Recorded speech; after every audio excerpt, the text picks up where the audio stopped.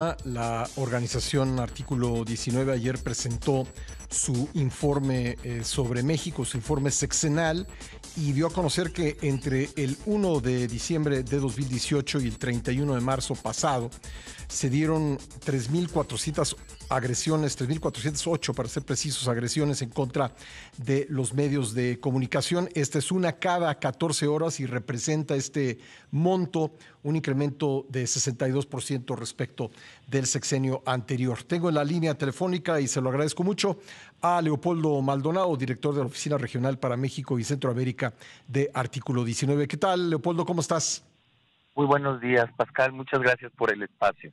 Bueno, encontraron también que pese a que el crimen organizado puede ser pues un importante agresor de los medios de comunicación, la mayor parte del hostigamiento pues sigue viniendo de las autoridades, Leopoldo.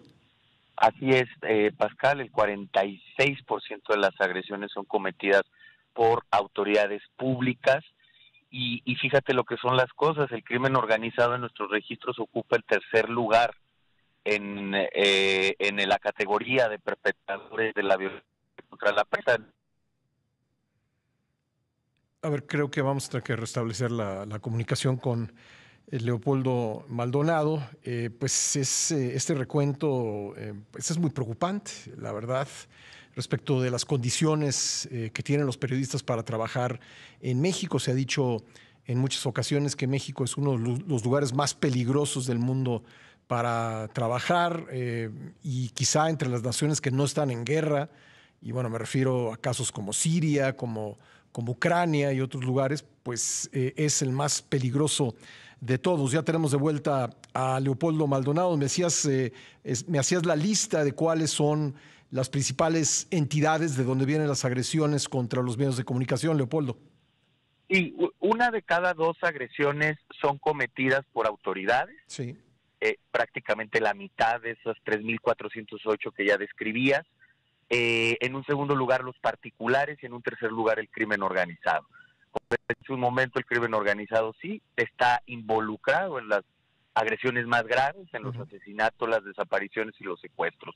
Pero bueno, ahí también hay que revisar a nivel de autoría intelectual los crímenes más atroces contra la prensa, Sí. si no están también implicadas autoridades públicas, algo que hemos platicado mucho en este espacio, Pascal, ¿no? A propósito de los asesinatos de colegas periodistas. Sí, Leopoldo, y bueno, el tema de la impunidad, me gustaría preguntarte sobre esto. Ustedes dijeron ayer que ha habido 46 periodistas asesinados en lo que va de este sexenio, también 4 desaparecidos, y con motivo de esta pues conversación de la que hemos hablado aquí en este espacio, y se ha hablado mucho en los últimos días entre el sujeto apodado el Bart, que fue quien disparó en contra de nuestro colega Ciro Gómez Leiva aquella noche de diciembre de 2022, pues él decía que qué lástima que no había logrado matar a nuestro compañero, porque seguramente si lo hubiera hecho,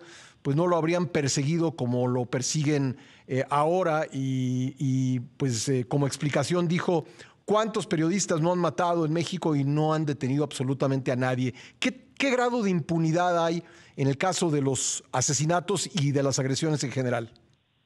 Pues mira, Pascal, prácticamente es del 90%. Uh-huh. Y esto, repito, hay que analizarlo con mucho cuidado, porque en el caso de los asesinatos generalmente logran detener a los presuntos autores materiales, pero rara vez llegan a la autoría intelectual, Uh-huh. ¿no? Entonces, ahí estamos en esa situación. Es muy esclarecedor y muy claro y muy sintomático, perdón, lo que dice el VAR, ¿no? O sea, él sabía que muy probablemente Sí. eh, y porque así sucede, y lo hemos estado diciendo, la impunidad es el principal aliciente de que la violencia se siga perpetrando en contra de la prensa. Pues sí, porque si se ve como dice el VAR, que no es difícil atentar contra un comunicador y no hay consecuencias, pues ahí está el aliciente justamente para cometerlo en contra de otros. Así es, porque bueno, el mensaje es no te vamos a castigar, Sí. ¿no? Y eso evidentemente pues suena bastante atractivo. repito, para los integrantes del crimen organizado, pero también para las autoridades que además tienen el control de las instituciones que van a investigarlos, ¿no? Sí. Hay una vieja discusión de por qué debemos ocuparnos más de las agresiones, de los asesinatos contra periodistas que las que se dan entre la población en general. Somos un país que tiene un promedio superior a 70 homicidios al día, pero me gustaría, aunque pudiera ser obvio para algunos, me gustaría que nos dijeras, pues, cuáles son las consecuencias para la sociedad de que se agreda a los medios de comunicación y a quienes trabajan en ellos. Pues bueno, Pascal, cerramos el sexenio de Enrique Peña Nieto diciendo que el silenciamiento o la autocensura estaba siendo una opción. Y con eso no solamente se afecta la libertad de expresión de los periodistas y los medios, se afecta el derecho a la información de la sociedad, el derecho a la información en su dimensión colectiva.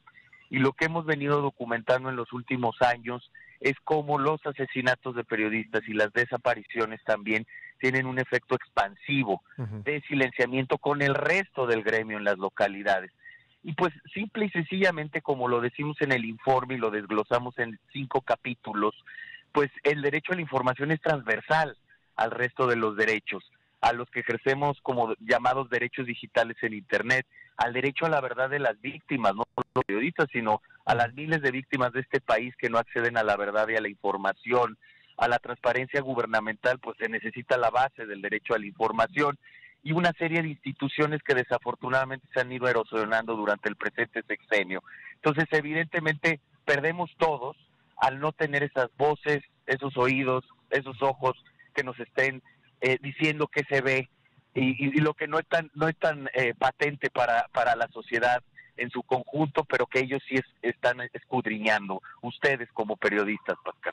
Pues Leopoldo, mi reconocimiento por el trabajo que hacen ustedes en Artículo 19 y te agradezco mucho estos minutos para el programa. No, al contrario, muchas gracias como siempre, Pascal. Gracias, Leopoldo Maldonado, director de la Oficina Regional para México y Centroamérica de Artículo 19.